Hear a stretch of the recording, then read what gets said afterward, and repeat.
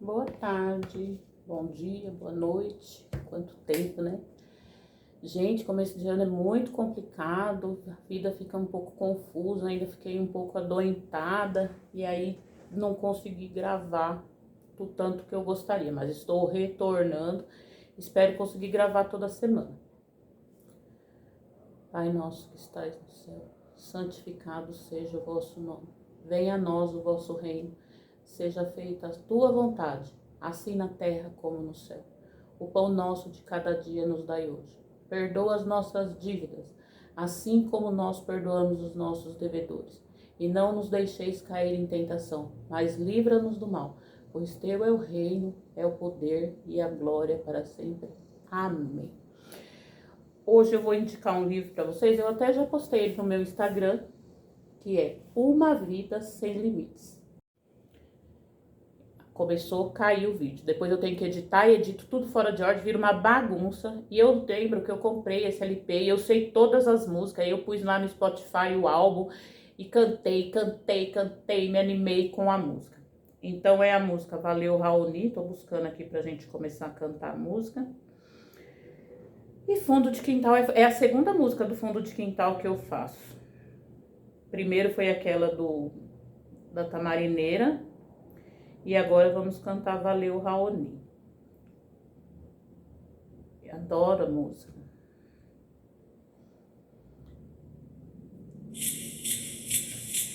Ora, bora, tora, tora, tora, tora, tora, tora, tora.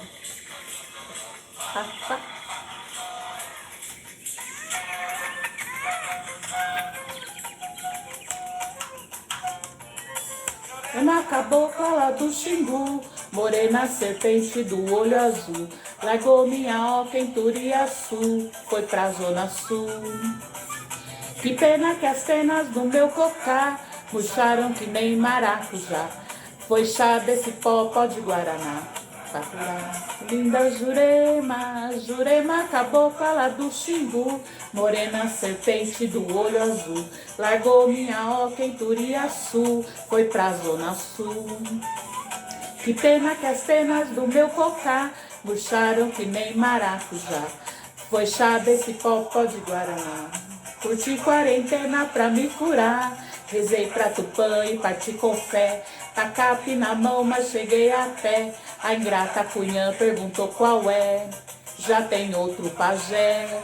Valeu Sapaim, valeu Raoni, gastei todo o meu tupi-guarani. Jurema cabocla nem tava ali pra me ouvir. Linda Jurema, Jurema cabocla lá do Xingu, morena serpente do olho azul, largou minha oca em Turiaçu, foi pra Zona Sul. Que pena que as penas do meu cocá murcharam que nem maracujá, foi chá desse pó de Guaraná. Eita Jurema, Jurema cabocla lá do Xingu, Jurema serpente do olho azul, largou minha oca em Turiaçu, foi pra Zona Sul. Que pena que as penas do meu cocá murcharam que nem maracujá, foi chá desse pó de Guaraná. Curti quarentena pra me curar, rezei pra Tupã e parti com fé, tacape na mão, mas cheguei a pé. A ingrata cunhã perguntou qual é, já tem outro pajé. Valeu Sapaim, valeu Raoni, gastei todo o meu tupi-guarani. Jurema cabocla nem tava ali pra me ouvir. Linda laia, laia, laia, laia, laia, laia, laia, laia, laia.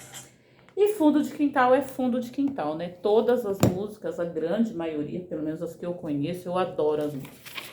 E eu trouxe o tema índios por conta de ter que ir até as aldeias, por conta dessa aproximação que eu estou tendo com os índios, com o povo indígena, e por ser descendente. Depois eu vou chegar na parte que eu falo da minha descendência indígena. Então essa música ela foi gravada pelo Fundo de Quintal, no álbum Ciranda do Povo, em 1989. Os compositores são Arlindo Domingues da Cruz Filho e José Franco Latari. Então eu fiz uma pequena explanação de significados da letra da música e depois nós vamos adentrar alguns direitos dos índios. Jurema Cabocla lá do Xingu. Coincidentemente, a próxima aldeia que eu vou é Xingu. Já era para eu ter ido dia 13 e acabamos adiando para o dia 20. Então, é o povo Xingu, eu vou estar lá por intermédio da associação ARTV, que é de Nerópolis, nós vamos ir para lá. Essa aldeia ela é no Mato Grosso. E nós vamos lá fazer um trabalho assistencial. Gente, eu amei que a vida me trouxe para essa parte assistencial. É uma coisa tão prazerosa, tão gostosa, e tá me fazendo tão bem culturalmente. Tá sendo uma experiência maravilhosa. Eu já vinha fazendo, mas de uma forma menos constante. Hoje, como eu foquei só em associações e prefeituras, então para mim cada associação é um amor diferente que eu entrego, é um povo diferente, todas as associações são pessoas que estão vulneráveis à sociedade. O estado é de vulnerabilidade. Podem ser por doença, podem ser por serem diferentes, pode ser no caso dos índios, né, que eles são tratados de uma forma diferente, Então, são várias associações com diferentes áreas que eu estou atuando e cada associação é um aprendizado. E que bom que eu passei tudo o que eu passei, porque eu me tornei mais forte, me tornei mais empática, me tornei mais solidária, me tornei mais generosa, mais humana para hoje eu poder dar o que essas pessoas não têm. Então fala lá, Jurema Cabocla lá do Xingu. Jurema, nós temos a Jurema Sagrada, temos a árvore, o nome. Aqui ele trata a cabocla. O que é o caboclo? É a mistura do branco com o índio, que é uma cabocla que já nasceu da mistura do branco e do índio, e ela é do Xingu. Morena, serpente do olho azul. Por quê? Aqui quando ele fala isso, ele traz a dualidade das raças, já é uma mistura de raça. Né, morena, porque ela já não é índio, o índio seria os peles vermelhas, então já era uma cabocla com mistura, e ela tinha o olho azul, então ali tá uma mistura bem do branco com o índio. Largou minha oca em Turiaçu, ela largou, a oca era a casa dos índios. Turiaçu, na língua tupi-guarani significaria um tacho grande, mas aqui pela música, o que a gente entende? Que era a região indígena que ele morava. E ela foi para a Zona Sul, ou seja, ela sai do povoado indígena para ir morar na cidade. Que pena que as penas do meu cocar murcharam que nem maracujá. O cocar, que é aquele enfeite lindo, maravilhoso que os índios usam, né? Quanto maior é o cargo dele dentro da aldeia. E murcharam que nem maracujá. Por quê? Porque ali ele diz, a intenção aqui, o lírico da música, é que perdeu a identidade. O cocar murcho, ele deixou de ser o que ele era.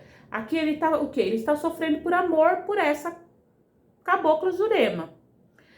Aí ele fala que foi chá de cipó, pó de guaraná. Então ele toma 2 chás, por quê? Porque os índios têm isso de sempre tratarem doenças de uma maneira natural.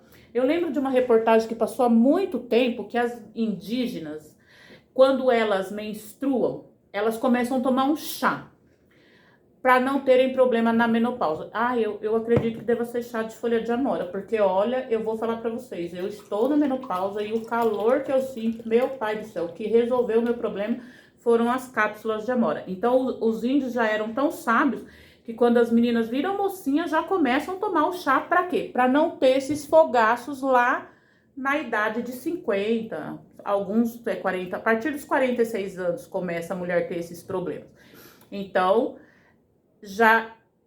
e o pó de guaraná, todo mundo sabe que ele dá um up, né? Dizem que ele é afrodisíaco, mas ele dá uma energia. Meu pai fazia vitamina para mim e colocava guaraná. E minha pressão começou a subir demais. O pó de guaraná faz isso, né? Para curar. Aí ele continua. Rezei para Tupã e parti com fé. Para Tupã, para eles, Tupã seria o Deus criador do mundo, do universo, dos mares, o Deus do trovão. Os índios sempre foram adoradores do sol e da lua, que eram os contatos que eles tinham. E Tupã, aí ele fala, tacape na mão. Tacape é uma arma de luta. tacape na mão, mas ficou a pé. Não adiantava ele estar armado, porque a luta dele não era contra uma outra tribo. A luta dele era contra a modernidade que estava invadindo a aldeia. A ingrata Cunhã perguntou qual é. Cunhã seria a moça bonita, guerreira e guardiã. Então ele chama ela de ingrata. Já tem outro pajé, ou seja, o pajé, ele é o curandeiro da tribo, ele é o chefe da tribo.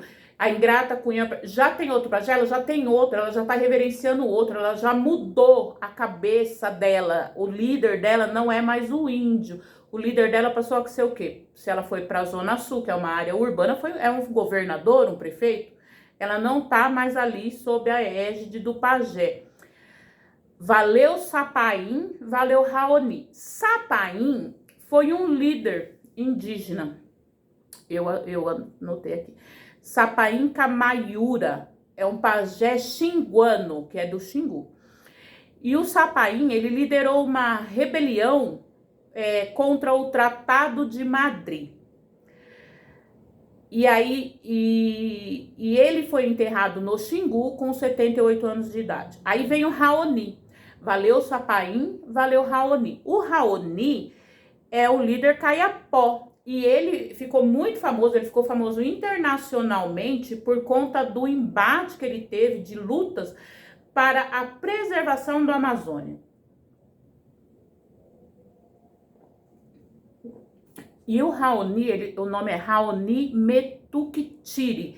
Ele, inclusive, subiu a rampa com o presidente Lula.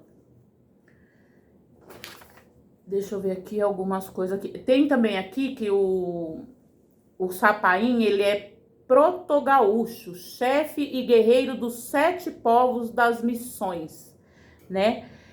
E então ele faz referência a líderes. Valeu, obrigado. Valeu, Sapaim, valeu, Raoni. Gastei todo o meu tupi-guarani, ou seja, ele gastou todo o português dele. Tupi-guarani é a língua indígena. Ele gastou todo o vocabulário dele. E a Jurema não tava nem aí. Vocês já tiveram, assim... Jurema nem tava aí pra mim. Quando você tá apaixonado, que você se dedica, que você fala... Você tenta convencer a pessoa, alvo da sua paixão, que ela tem que ficar com você. Eu já passei dessa fase, viu? Eu não quero convencer ninguém a ficar. Quer ficar, fica. Não quer, vai embora. E se também não ficar do meu jeito, também pode ir embora também. A maturidade nos traz isso, né? A maturidade nos traz o desapego. Hoje eu falo, o meu alvo principal sou eu mesma. Então eu gosto de mim primeiro. Se me tratou bem, se fez as coisas dentro dos conformes, então fica. Se não, pode ir, vai cuidar da sua vidinha, que me deixa aqui cuidando da minha, que vai me dar menos trabalho. Então esse Raoni, ele tem, no cenário político internacional, ele tem um certo destaque por conta da luta para a preservação da Amazônia. E eu fiquei pensando que o povo indígena, porque o Brasil, quando Pedro Álvares Cabral chegou aqui, eram os índios que tomavam conta. E os índios, num determinado momento da nossa evolução aí, depois da colonização, o índio ele começou a ser tratado como coisa. Tanto que os índios, num primeiro momento, eram inimputáveis, não respondiam pelos seus crimes, e hoje, dependendo, eles ainda são semi-imputáveis. É que com a modernidade, os índios hoje, eles perderam muito da sua essência. Eles usam roupa, têm internet, eles têm celular, dormem em cama. Muito da essência se perdeu. E aí foi criada a FUNAI. Ela foi criada dia 5/12/67 pela Lei 5.371. E era o governo do José Queiroz de Campos. Depois foi criado o Estatuto do Índio. Olha, vocês vejam bem, o Brasil, quando os portugueses chegaram aqui, era 1500. O Estatuto do Índio foi criado em 1973. Ou seja, quase 500 anos depois. Nesse interim, os índios eram tratados de qualquer jeito. Eles não tinham direitos preservados, eles não tinham a cultura. Tanto que eles chegaram a fazer o quê? Catequizando os índios. Transformando os índios que tinham as suas crenças ali de sol, de lua, de terra, de rio, catequizando com os santos da Igreja Católica. Qual que é a finalidade da FUNAI? A FUNAI, ela tem que promover, ela tem que proteger os direitos dos índios. Foi dado à FUNAI o poder de polícia para que ela possa prender índios infratores. Ela tem que demarcar e fiscalizar terras indígenas, sendo que os índios eram donos do Brasil. Hoje eles têm que ter essa demarcação. Inclusive, acontece muitas mortes por conta dessa demarcação. Por quê? As terras indígenas são muito visadas para o garimpo, porque são terras virgens, né? Áreas virgens da mata. Eles têm também a promoção do desenvolvimento sustentável. O índio não ataca a natureza, mas aqueles que o cercam, sim. Porque você chega numa área indígena, por exemplo, tem uma área indígena que nós temos aí também, que está no calendário de visitação, que nós não conseguimos chegar na época. Por quê? Porque ela é cortada pelo rio, provavelmente é o rio Xingu, e muita chuva que teve aqui, levou a ponte. Então, nós não tínhamos como chegar. Ainda bem, porque pessoa, você chega, o rio leva a ponte, a gente ia ficar preso lá até a ponte ficar pronta. Tanto que eles não fazem ponte de concreto, porque toda chuva, em demasia, como está tendo vários temporais, leva a essa ponte. E nessa aldeia específica, o banho é no rio e dormir no chão ou na rede. Eu não consigo dormir na rede, porque vai atacar minha labirintite, eu vou ficar dolorida e eu vou ter que arrumar um jeito de levar alguma coisa. Tanto que o apóstolo lá da igreja, que faz essa missão nas aldeias, ele fala assim: doutora, leva uma espuma para dormir, para já deixar lá. E quando vai, leva a cesta básica, leva... Então, não estão sendo tão protegidos como o governo quer fazer a gente pensar que estão. Tanto que estamos indo fazer o trabalho social. A FUNAI tem também a função de garantir os direitos sociais dos índios.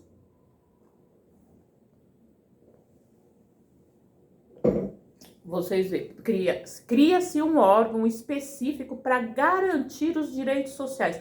Direitos de cidadãos dos índios tem que ter um agente fiscalizador. Aí um item que me chamou, tem também que dar assistência jurídica, um item que me chamou a atenção, eu não me aprofundei demais aqui, não, porque tem muita coisa acontecendo, articulação interinstitucional, ou seja, os índios hoje, eles precisam de um articulador que caminhe entre as instituições governamentais para ter os direitos preservados. Olha que louco isso. O índio que era dono da terra, que vivia livre, hoje ele precisa de um articulador. E aí nós nos deparamos assim, por que o índio que tem os seus direitos preservados, tem a FUNAI que é para cuidar, ela precisa de um departamento específico de articulação? Aos meus olhos, isso se chama politicagem, né? E tem também a função de combate à violação dos direitos dos índios, do patrimônio e de construções ilegais. Essas construções ilegais é aquilo que eu falei já, porque a terra indígena é muito visada. Então, a FUNAI tem o dever de fiscalizar se estão usando essas terras, construindo e várias coisas porque os índios raiz mesmo, eu tenho conversado com um, que é o pajé dessa aldeia que eu estou para ir agora já na próxima semana. Ele é bem limitado, ele é bem raiz, ele não tem muito estudo, ele vive dali da pagelança. Os filhos dele já são mais articulados, já estão mais evoluidinhos, moderninhos, né? Já andam com seu celular, já tem rede social. Mas ele não, como ele já é um senhorzinho, ele ainda é mais índiozinho mesmo. E para os estudantes existem bolsas para poder qualificar esses índios. O governo tem obrigação de educar. Ou seja, a educação é função do Estado, é obrigação do Estado. Mas para os índios dá problema. Dá problema. E aí eu como eu fui fazer essa coisa do índio, olha, no Código Civil de 1916, porque o Código Civil foi alterado em 2002, o índio, ele era relativamente incapaz. Era como aqueles, hoje seria entre 16 e 18 anos, que são os semi-incapazes. Porém, penalmente, criminalmente, nós temos ali a Convenção 169 da OIT, de 2003, que ela permite a aplicação da punição em indígenas. Então, 2003, olha isso, 503 anos depois. Então, hoje o índio ele não é mais considerado semi-incapaz, hoje ele é passível de punição. Quem aplica a punição fica ao encargo dependendo do crime, né? Porque tem o crime que é competência do Estado e tem crime que é competência da União, que seria Justiça Federal. Então tem a Justiça Estadual e a Federal. O índio está equiparado ao cidadão normal, ele não tem mais vantagens. Não sei se eu posso qualificar isso como vantagem. Ele era tratado como coisa, até porque os portugueses chegaram com uma nova língua, uma nova cultura, tudo, e o índio ele ficou em desvantagem ali. Muitos índios foram até escravizados, mas os índios eles eram, eu não quero usar um termo pejorativo, o índio ele era mais folgado, né, do que o africano. O africano ele era muito mais trabalhador. Na verdade o índio ele era meio vagabundo, né, porque fumava erva, bebia lá a cana. Então o índio ele vivia da caça, ele não era dado ao trabalho. Ele vivia da caça, da pesca, da plantação, e a plantação ficava ao encargo das mulheres índias, porque o macho, ele ia fazer o quê? Ele ia caçar. Então, eles tentaram escravizar os índios, mas o índio dava problema, dava problema. E no Brasil, o Dia do Índio, ele é comemorado dia 19 de abril. Tem até uma música, eu acho que é da Baby Consuelo, que fala: mas agora só tem o dia 19 de abril. Mas antigamente, todo dia era dia de índio, todo dia era dia de índio. Então, no Brasil, tem a data do dia 19 de abril.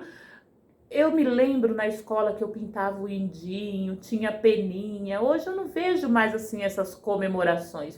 Tá bem.